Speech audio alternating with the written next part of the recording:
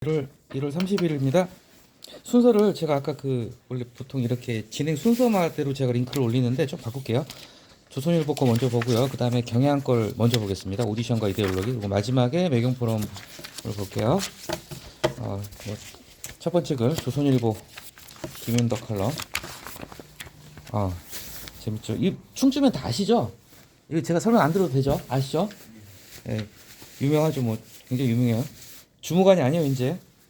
김선태 계장이 됐어요. 7년 만이던가요? 9급 입직해가지고 7년 만에 6급 아직 팀장 보직을 받은 것 같진 않더라고요. 6급 계장이 됐는데 9급에서 6급까지 7년이면 진짜 이건 기네스북이죠. 제목이 대통령실엔 충주맨이 필요해 이렇게 돼 있잖아요. 대통령실엔 충주맨이 필요해. 다운표 돼 있죠. 충주맨 이걸 뭘로 바꿀 수 있을까요? 충주맨이란 건 어떤 상징적인 표현으로 쓴 거죠. 이 김선태 주무관이 충주맨인데 닉네임이 유쾌한 여기 이제 그래도 나오는 문구인데요. 유쾌한 소통. 그죠? 대통령실에 필요한 건 바로 유쾌한 소통이다. 그 얘기를 하는 거예요. 지금 대통령에게 필요한 게 뭐냐? 바로 유쾌한 소통. 이 충주맨이라는 게 결국 유쾌한 소통의 상징이잖아요. 지금 유쾌하게 소통을 하는 유튜브 채널로 지금 충TV로 대박을 쳤고요. 유쾌한 소통이 필요하다. 근데 이제 이 유쾌한 소통을 하려면 또 뭐가 필요하냐? 유쾌한 소통의 전제 조건. 이제 이 글에서는 충주맨 얘기만 주로 나오고 이제 잠깐만 언급이 되는데 이 충주시장이 참 대단하신 분 같아요. 이 충주시장이 참 어떻게 보면 이 충주맨을 만드는 거는 절반은 이 시장님이라고 봅니다. 조기령 시장님이란 분. 탈권이죠. 탈권위. 아니 권위적인 리더십이나 어떤 계급 구조상의 어떤 그런 것보다는 탈권위. 유쾌한 소통 탈권위 그게 필요하다는 글을 얘기를 한 거죠. 여기 뭐 앞에 나와있죠. 60만 구독 충TV 윤 대통령도 결국 극찬을 했다고 합니다. 이 글에 어떤 실마리가 된 사건이겠죠. 근데 글을 키운 게 바로 조기령 시장이라는 거예요. 보이지 않는 서포터라는 거죠. 전권을 주고 일체 간섭을 안 했다. 심지어는 이제 뭐 저는 다 보진 않았는데 이게 찾아보니까 이 김선태 주무관이 이제 자기 시장도 막 희화하고 약간 좀 굴욕을 안기는 영상도 막 만들었다고 그래요. 근데 전혀 터치 안 하고 그냥 네 마음대로 한번 해봐 이렇게 해가지고 대박 터뜨렸죠. 자, 이게 결국은 민심을 오판한 용산의 절실하다. 불신의 콘크리트 벽은 뒤에 나오지만은 대통령이 직접 하신 말입니다. 유쾌한 소통부터 시작이라. 그리고 유쾌한 소통을 하려면 탈권위가 필요하다. 엄근진 뒤에 나오죠. 엄근진을 버려야 된다 이런 얘기죠. 그리고 구조는 앞에서부터 두 번째, 세 번째, 네 번째까지가 이제 이 충주맨을 갖다가 좀 길게 썼어요. 이제 모르는 분들도 있을 수 있으니까 조선일보 독자라면 모르는 사람이 있을 수도 있어요. 그렇기 때문에 충주맨이 뭔지 좀 설명을 쭉 해줬죠. 그리고 나서 급기야 이게 이제 건너가는 단락입니다. 건너가는 징검다리 역할을 하는 거예요. 진짜 하고 싶은 말이 이제 후반부에 나오는데 충주맨하고 대통령한테 이제 대통령실에 이제 지금 어떻게 보면 조언을 하는 거잖아요. 쓴소리를 하는 거예요. 이 칼럼을 통해서 대통령실에다 대고 쓴소리를 하기 위해 이제 건너가는 단락이 바로 급기야 이 세 줄짜리 짧은 단락이에요. 그리고 나서 이제 대통령실 하고 싶은 얘기를 하죠. 빨리 보겠습니다. 첫 번째 단락. 뭐 전국구적인 인기에 비하면 충주시청 분위기는 그냥 썰렁했다. 턱짓만 했다. 뭐 여기서 말한 1인 5역 제가 찾아보진 않았는데 이게 1인 5역이 아마 그걸 거예요. 본인 연기도 하고 촬영도 하고 편집도 하고 각본도 쓰고 모든 걸 다 하나 봐요. 보통 이제 유튜브 채널 같은 거 하나 이렇게 몇 명? 지금 60만이라고 그랬죠? 10만 이상 유튜브 같은 경우 제가 알기로는요. 이거 저희 스텝 둬야 되거든요. 편집 전문가, 촬영 기사, 기계 만지는 사람 여러 사람들이 해야 되는데 이제 혼자서 이걸 다 하나 봐요. 대단한 분 같아요 이분이.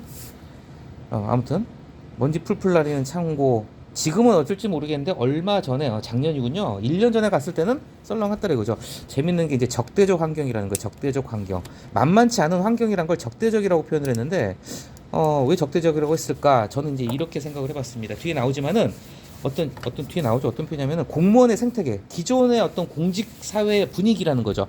기존의 공직 사회 분위기에서는 충주맨이 절대 나올 수가 없다는 거죠. 이 충주맨이 가능했던 건 뒤에 나오지만은 누구 조기령 이 시장이 전폭적으로 지지를 하고 판을 깔아줬기 때문에 충주맨이 탄생할 수 있었다는 거죠. 기존의 딱딱하고 굳어있는 경직된 공무원 생태계에서는 절대 불가능했을 것이다라는 얘기를 한 것 같아요. 적대적 환경이라는 게 그렇죠. 공무원 생태계 자체가 이런 창의성이 나오기 힘든 구조잖아요, 그죠? 자, 충주 인구 3배랍니다. 60만 명이. 그러니까 충주 인구 말고도 대단한 거죠, 진짜 이 사람.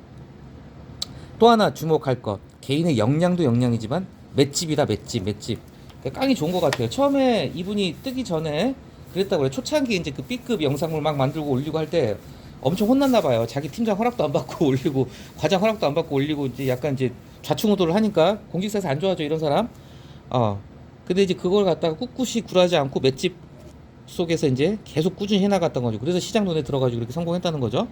재미없으면 안 본다. 이거 진짜 망고불변의 진리 같습니다. 갈수록 진짜로 뭐 정말 그런 것 같아요. 전에 말씀드렸나 모르겠는데 유튜브나 뭐 틱톡이나 쇼츠 영상 같은 게 유행을 하는 것도 사람들이 딱 책도 그런 것 같아요. 글도 그러고 책도 그러고 딱 시선을 갖다 던지고 나서 10초 내에 재미를 못 느끼면 그냥 넘겨버려요 사람들이. 그죠? 이게 좋은 거는 아닌 것 같은데 어쨌건 재미없으면 안 본다. 그래서 B급 저퀄리티 감성으로 자 뒤에 정말 정확한 표현이죠. 사실 우리 시도 좀 그런 것 같아요. 도지사 시장 자랑질로 도배된 기존 지자체 홍보 이거 누가 봅니까 솔직히. 누가 만든 사람도 안 봐요 이런 거 솔직히. 그죠? 근데 이게 틀을 완전히 깨버렸다는 거죠. 역발상을 통해서 1000만 조회수가 코앞이다. 자 근데 재미만 있는 게 아니라는 거죠. 핫 이슈에다 충주홍보를 절묘하게 연결한 이 사진 보시면 이 시타는 영상이 그거잖아요. 제가 알기로는 이게 부산 자갈치였나 어디가 부산 시장에 저기 대통령께서 재벌 총수를 다 끌고 가서 떡볶이 먹방하는 거기로 알고 있어요.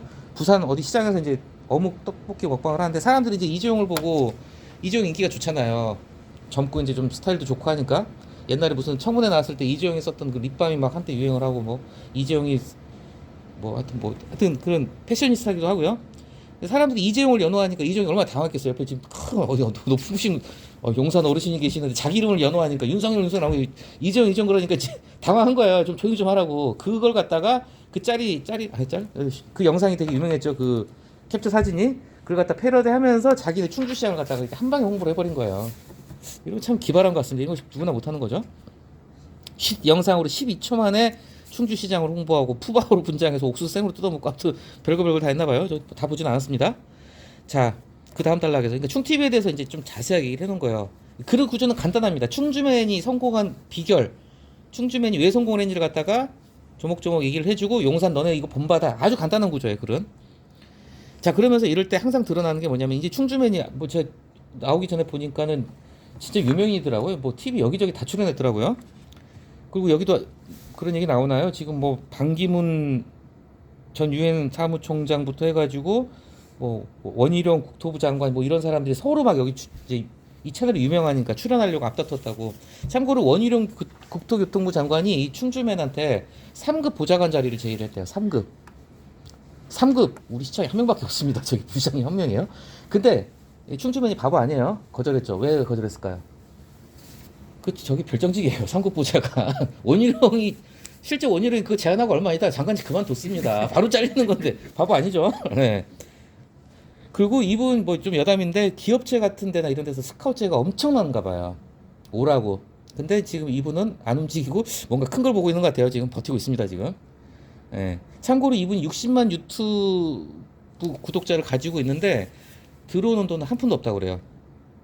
왜냐하면 이제 공공기관에서 개설한 채널이기 때문에 수익을 못 얻는다고 그럽니다. 예산도 조금밖에 안 쓴대요. 이분이 그 편집 프로그램, 유튜브 영상 편집 프로그램 그거 유튜브 프리미엄가 뭐 그런 게 있대요. 그거 사용료만 내고 나머지는 모든 걸 혼자 한대요. 이분이 파워포인트를 잘하나 봐요. 파워포인트를 기초로 해가지고 영상 틀 같은 거 다 직접 만들고 하면 대단한 사람이에요. 예. 자, 어쨌건 간에 뭐 누가 이제 무슨 연구 결과까지 나왔어요. 맞는 말이죠. 구독층 10대에서 30대까지는 대한민국 정부가 뭘 하는지 몰라도 충주시가 뭘 하는지 안다. 이거 유명했죠. 올해 수능에 충주가 나왔어요. 지금 대단한 겁니다. 이거 진짜 엄청난 거예요. 이런 사람은 진짜 뒤에 우리가 직무급하고 호봉제 글을 다룰 텐데 이런 사람은 진짜 억대 연봉을 줘도 된다고 생각합니다. 근데 이렇게 억대 연봉 제가 알기로 못 받을 거야 아마. 절대 못 받아요. 공무원 보수 체계 이분은 일반직 공무원이란 말이에요. 9급으로 입사했던. 9급으로 입사해가지고 이렇게 이래가지고는 글쎄 뭐 성과급을 따로 뭐 예산 성과급 같은 걸 두더지 받았을지 모르겠지만 제가 아는 공무원 호봉 체계에서는 절대 돈 많이 못 봅니다. 자, 그래서 이제 징검다리 단락 이런 게 조금 주목해 볼만해요. 이런 단락이 별건 아닌 것 같지만 중요해요. 글과 글을 갖다 흐름을 이어가는 단락이 이제 이런 역할이란 말이에요. 급기야 결국은 용산 대통령실까지 이제 이 얘기를 하기 위해서 이제 이걸 꺼낸 거예요. 마침 대통령실에 필요한 게 충주맨과 같은 그런 성격의 어떤 캐릭터, 뭐 유쾌한 스톡, 탈권인데 마침 우리 대통령께서 직접 언급을 했어요. 괄호 쳤죠. 원자탄이라는 표현이 재밌죠? 핵무기라고 안 했어요. 원자탄이라고 그랬어요. 정부와 국민 사이에 원자탄도 안 깨치는 콘크리트 벽이 있다. 꼭 질타한 대통령. 근데 보수 언론도 요새 질타하죠 대통령을. 그 콘크리트 벽은 대통령 당신이 치고 있습니다. 지금 그렇게 비판을 하고 있어요. 어쨌건 자 그래서 대통령께서 한 말씀했어요. 충TV처럼 쉽고 재밌게 정부 정책을 홍보하라. 자 그러면서 이제 용산에 한마디 하는 겁니다. 쉽고 재밌게 국민과 소통하는 거 이게 일반 사기업 같은 경우는 가능하겠지만 이 공무원 조직이라는 거 특히 이제 엄숙하고 정말 권위적인 대통령실에서는 충주맨이 설 자리가 없다 그 얘기를 하는 거예요.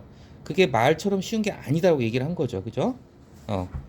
이분이 전국 지자체 계속 강의를 다니나 봐요. 특급 강사래요. 강사로 많이 못 받을 거 공무원이라면. 노하우를 전수하지만 제2, 제3의 충주맨은 나오지 않는 이유다. 이제 여기서 중요한 게 뭐냐면 바로 이제 제가 말씀드린 유쾌한 소통이라는 걸 용산에 주문을 하면서 그러기 위해서 유쾌한 소통이 가능하려면 탈권위가 필요하다는 거죠. 탈권위. 자, 불편한 진실이 한가운데 리더십이 있다. 이게 생략됐어요. 리더십도 여러 가지 종류가 있는데 여기서 말하는 리더십은 어떤 고전적인 리더십, 권위적인 리더십, 군대 계급을 생각하시면 됩니다. 또 공무원 사회의 어떤 리더십, 청와대, 용산의 리더십, 굉장히 딱딱하고 틀에 박힌 무서운 엄격한 군림하는 리더십 그런 리더십 가지고는 절대 안 된다. 그러면서 이제 숨은 공신이 바로 이 충주시장이란 분이었죠. 찾아보니까 이분이 좀 뭐 어쨌건 이런 것만 놓고 본다면은 뭐 의도를 하고 그러셨는지 모르겠지만 열려 있는 분이더라고. 실제 이분이 직접 이 김선태 주무관을 좀 눈여겨 봐가지고 직접 불렀나 봐요. 팀장 과장을 부른 게 아니라 이 사람을 불러가지고 너 한번 제대로 한번 유튜브 해봐.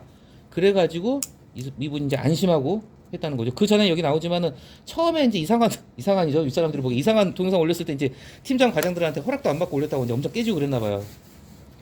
어쨌건 이 똘끼를 알아보고 그쵸 늘공들 직업 공무원들 팀장 과장 등 직속 상관들 이게 무슨 홍보 영상이냐면서 패대기를 쳤지만 시장이 방심하겠다. 재밌는 거는 이 조기룡 충주시장도요 공무원 출신이에요. 경찰대 일기더라고요. 경찰대학 일기 그래서 경찰 고위 간부까지 하시면 치안감까지 하신 분인데 어떻게 보면 일반직 공무원보다 경찰 조직이 좀 더 경직돼 있을 수도 있잖아요, 그렇죠? 근데 경찰 공무원 출신 시장인데 굉장히 좀 오픈 마인드로 좋은 판을 깔아준 거죠. 본인을 디스해도 다 참고 넘어가줬대요. 본인이 서슴없이 망가지기도 하고요. 좀 이분도 대단한 분 같아요. 자, 변방으로 밀려난 충주를 알릴 수만 있다면 기꺼이 밥이 되겠다. 진짜 밥이 되셨어요. 그래서 결국은 김선태 이 주무관이 직접 그런 얘기를 했죠. 누구의 간섭도 받지 않고 무결제로 영상 이거 정말 쉬운 게 아니거든요, 사실은. 그만큼 이제 이분의 실력이나 선을 넘지 않을 거라는 믿음이 있었기 때문에 가능했겠지만 어쨌든 결제 안 받고 영상 업로드 해줄 수 있게 있는 시장님한테 감사한다 뭐 그랬죠. 자 이제 본격적으로 하고 싶은 말 나옵니다.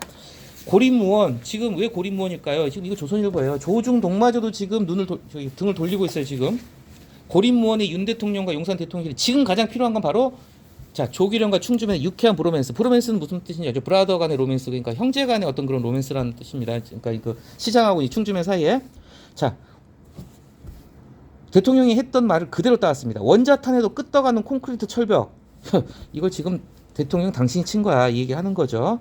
엑스포 실패부터 해가지고 뭐 거슬러 올라가면 뭐 잼버리 사태 때부터 해가지고 뭐 명품백까지 자 지금 불통과 오판 계속 비판을 하고 있습니다. 자 그러면 충주맨에 이제 하고 통화를 했나 봐요. 이 철벽을 깨뜨릴 비책을 알고 있을까? 재밌죠.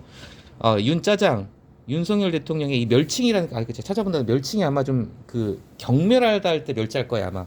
약간 좀 이렇게 비하하면서 경멸하면서 부르는 별명이라는 그런 멸칭이 왜 윤짜장이냐면요. 왜 윤짜장이라는 별명 붙은지 아세요 혹시? 이게 거기에서 유래했을 거예요. 윤석열 대통령이 검찰총장을 할 때 자기 직속 상관이었던 조국을 털었어요. 조국이 이제 검찰 개혁을 하려고 하니까 이제 검찰총장이 윤짜장이 어떻게 하극생이라고 하긴 그런데 어쨌건 간에 감히 우리 조직을 건드려? 참고로 조국은 검찰 출신이 아닙니다. 그냥 학교에서 나온 사람이니까.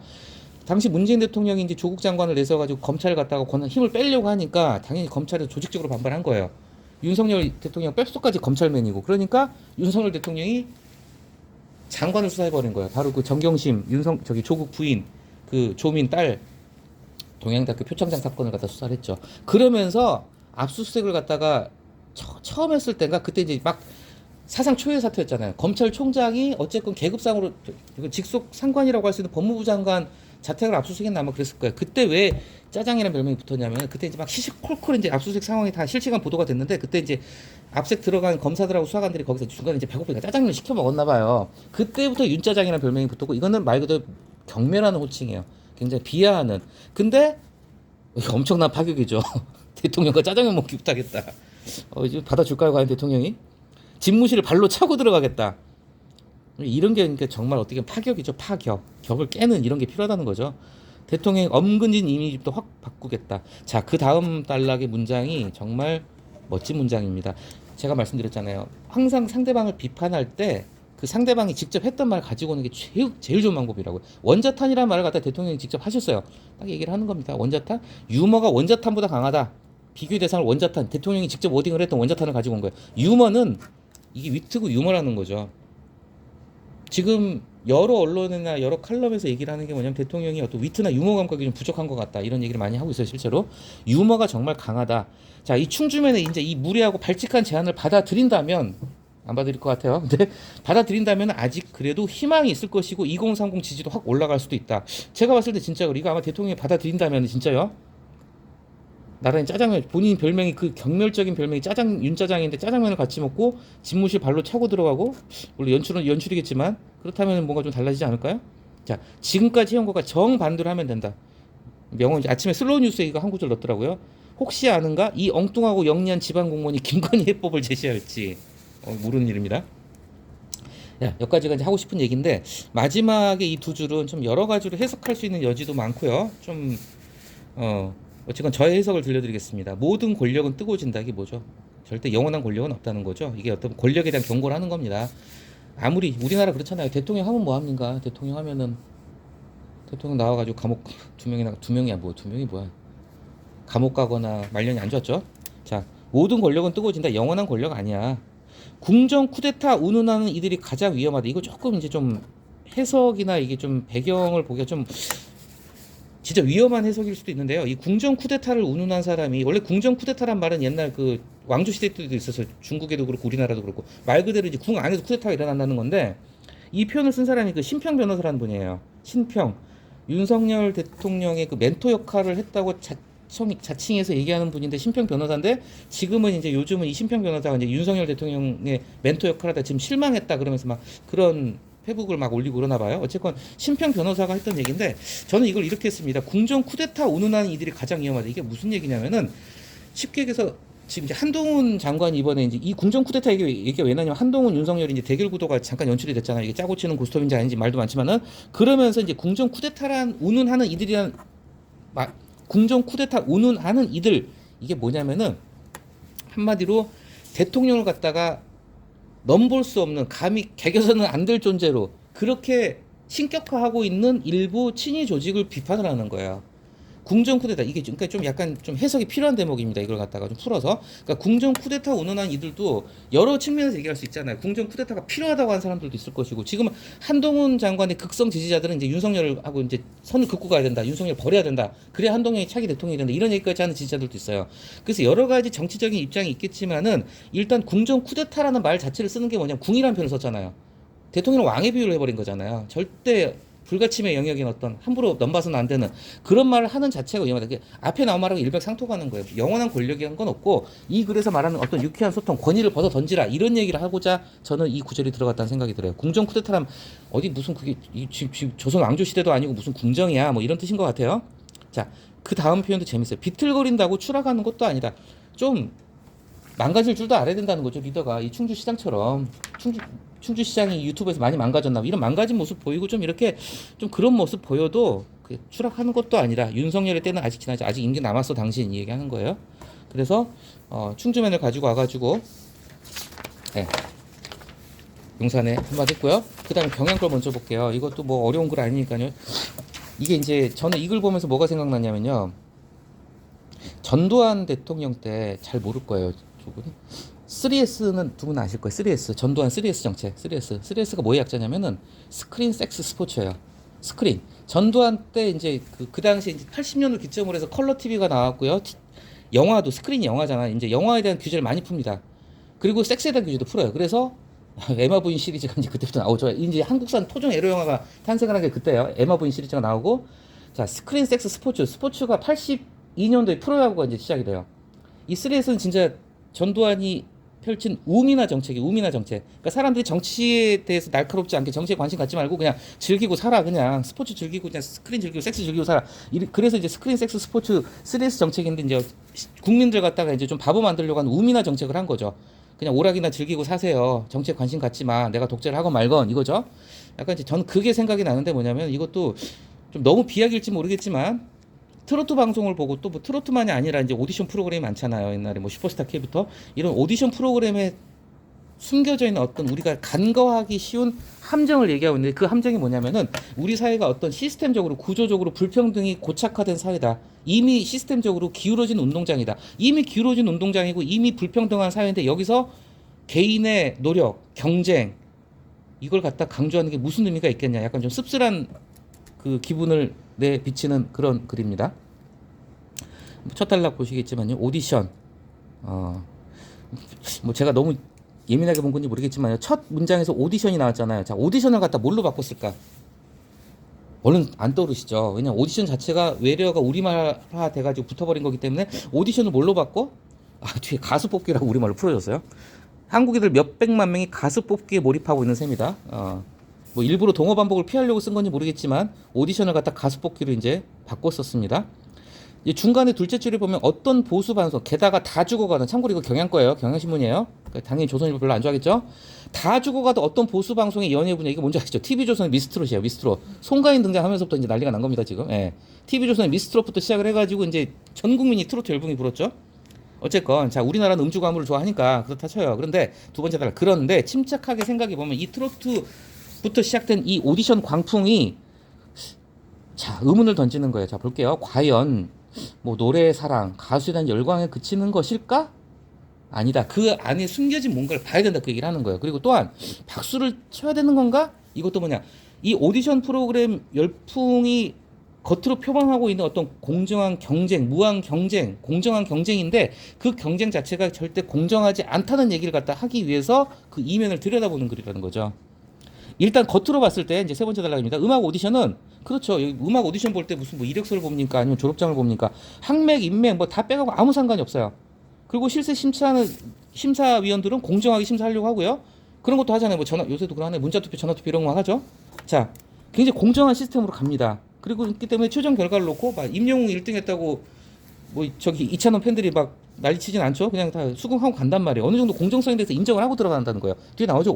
이 오디션 프로들이 나름대로 공정성을 어느 정도는 확보하고 있기 때문이다. 근데 그 딱 한 가지 예외 있었어요. 그 혹시 아실까 모르겠는데 엠넷에서 한 그 101명 여자 애들 모아놓고 뽑아놓은 거예요. 프로듀스 101인가? 그건 한번 제대로 조작했다가 들통 나가서 그 엠넷 PD 감옥 갔습니다. 한번 그 오디션 프로그램 장난질 한번 한 적은 있어요. 어쨌건 간에 대체로 좀 공정하다는 거죠. 자, 그렇다면 뭐가 문제일까?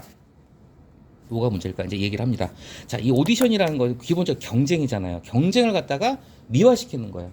경쟁을 미화시키고. 그러니까 자본주의의 본질이 뭐냐면 경쟁이 없으면 자본주의는 발전할 수가 없거든요. 자본주의 자체가 경쟁을 강조하는 시스템이고.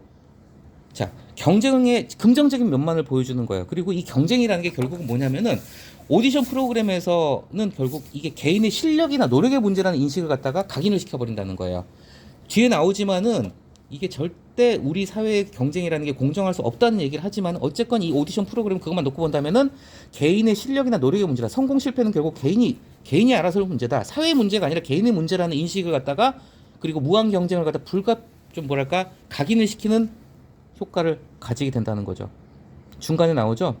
자, 이런 오디션 프로도 그렇고요. 뭐 신문 박스 기사에 자주 등장하는 드라마틱한 성공 신화는 초점을 개인에 맞추고 사회 경제 구조나 제도의 문제. 이 글이 얘기하고 싶은 건 뭐냐면 사회 경제 구조나 제도의 문제를 얘기하고 싶은 거예요. 뒤에 나오겠지만요. 개인에게만 맞추고 이런 문제는 전혀 안 건드리는 거죠. 계속 이어갑니다. 이런 현상은 약간 좌파적인 시각입니다. 기득권을 가진 엘리트와 사회 상층부의 지배와 권력 독점이 정당한 거다. 그냥 거기가 그냥 아까 그 전두환의 3S를 얘기했잖아요. 거기 3S의 사람들이 정신이 팔리는 순간에 사람의 어떤 뭐랄까 주의력은 한계가 있어요. 내가 100만큼의 집중력이나 주의를 가지고 있는데 관심이 있다. 관심의 숫자가 100이라면은 그 100 중에 99를 갖다가 3S에 써버리면은 영화나 스포츠에 꽂히게 되면은 관심을 덜 갖게 되겠죠, 정치에. 그래서 우민화 정책으로 3S를 쳤고요. 그래서 결국 이런 경쟁 프로나 오디션 프로가 가지고 있는 맹점이 뭐냐면은 사람들로 하여금 어떤 경쟁에 경쟁에 있어서 개인의 초점을 맞춘 쪽으로 프레임을 씌워버린다는 거죠. 능력주의, 그렇죠? 그래서 이 사회 구조적인 불평등에 대해서 잘 인식을 하지 못하게 만드는 것 아니냐. 약간 비약이긴 하지만 또 그럴 법한 글 같아요. 능력주의가 한국 사회에 강고하게 자리를 잡았다는 증거다. 강고하게 많이 안 쓰는 표현입니다. 강하고 견고하게 뭐 이렇게 생각하시면 될 것 같아요. 강하고 견고하게 아주 단단하게 자리를 잡았다. 강하고 튼튼하게 견고하게 자리를 잡았다. 한 개인의 성공은 그 사람의 부단한 노력의 결과. 맞죠? 개인이 성공하려면 노력해야 돼. 근데 가면 갈수록 우리가 흑수저 금수저 얘기하잖아요. 기울어진 운동장 얘기하잖아요. 이게 한 개인이 결국은 이제 개천에서 용나는 시절은 이미 끝났고 결국 집안 잘 만나야지 개천에서 용이 이제 절대 안 나는 세상이 됐다, 그 얘기를 하고 싶어 하는 거죠. 자, 그 다음 단락은 솔직히 없어도 되는 단락입니다. 이런 단락은 약간 좀 뭐 그냥 뭐 핵심적인 단락은 아니에요. 이제 학벌에 대한 얘기를 잠깐 끼워 넣었는데, 그쵸, 학벌에 대한 집착도 뭐 학벌에 대한 집착은 솔직히 어제 오늘 일은 아니에요. 어제 오늘 일 아닙니다. 조선시대 때부터 있었습니다. 성균관 있을 때부터. 자, 학벌에 대한 과도한 집착도 당연히 능력주의에 대한 어떤 한 모습이다. 뭐 이런 거 얘기하고 있죠. 자, 이제 그 다음 단락이 중요합니다. 이제 핵심 단락은 바로 이 하지만에서, 모든 중요한 얘기는 하지만 다음에 나옵니다. 이 글은 또 하지만이 3번이나 반복이 돼요. 항상 하지만 그러면 긴장하시고 보시면 돼요. 하지만 다음에 하고 싶은 얘기는 항상 나옵니다. 자, 능력이란 무엇인가 냉정하게 해부해 보면 그건 개인의 노력이나 개인의 노력 가지고 안 되는, 극복할 수 없는 게 있다는 거예요. 가로가 또 섬도 가죠. 요즘은요 부모 재력 가지고 안 된답니다. 조부모까지, 할아버지 할아버지까지 가요. 그 우스갯소리 있죠. 애를 의대 보내려면 3가지 조건이 필요하다. 할아버지의 재력, 엄마의 정보력, 아빠의 무관심. 네, 할아버지의 재력, 엄마의 정보력, 아빠의 무관심이 있어야 된다잖아요. 그죠? 정말 이제 말 그대로 수저 계급론이죠. 제공하는 경제적, 사회적, 문화적 자본, 그쵸? 뭐 돈 있고, 백 있고, 이런 거 뒷받침 사람, 이거는 이제 어떻게 보면 극복이 어려울 정도의 어떤 기울어진 운동장이 됐다는 거죠. 중간에 보면은 이런 표현 나오죠. 하지만, 하지만 아주 쉽게 얘기를 했어요. 우리가 경쟁 그러면 보통 이제 달리기 시합을 많이 예를 들잖아요. 한쪽은 최신식 운동화에 전문가가 체계적으로 트레이닝을 한단 말이에요. 다른 한쪽은 맨발에다가 그냥 아무 트레이너 없이 달린다고. 이건 뭐 경쟁이라고 볼 수가 없는 거죠. 그죠? 답은 뻔하죠? 자, 그 다음에 나온 하지만도 중요해. 하지만 그런 어떤 조건의 문제, 이미 그렇게 틀이 짜여져 있는, 시스템적으로 고착화돼 버린 우리 사회의 어떤 구조적인 빈부격차, 구조적인 불평등, 부의 대물림, 이런 것보다는 이걸 노력과 재능의 문제로 그냥 씌워간다는 거죠. 승리와 패배 정당성을 부여한다. 애초에 공정한 경쟁이 불가능한 지금 기울어진 운동장인데, 지금 이런 오디션 프로들은 어떻게 보면 사람들로 하여금 착시 현상을 일으키게 한다는 거죠. 개인의 순수한 노력만 가지고 뭔가 극복을 할 수 있고 용이 될 수 있다는 그런 착각을. 근데 개천에서는 용이 절대 안 나요. 이제 참 슬픈 얘기입니다. 세습보다는 능력을 우선시한다는 점에서 능력주의를 좀 더 나은 현상으로 간주는 해요. 하지만 섬뜩한 말이, 사실은 능력 안에 이미 세습적 요소가 들어있다. 이게 그런 것 같아요. 저 이런 생각을 해봅니다. 단순히 어떤 부나 이런 것도 있겠지만요, 이제 그런 현상이 아무래도 없지 않아 있잖아요. 예를 들면 이제 뭐 의사는 의사끼리 결혼을 하고, 뭐 판사는 판사끼리 결혼을 하고, 그러면요 사실 아이의 어떤 IQ라고 할게요. IQ 쉽게 해서 또 지능 지수가 유전의 영향이 있단 말이에요.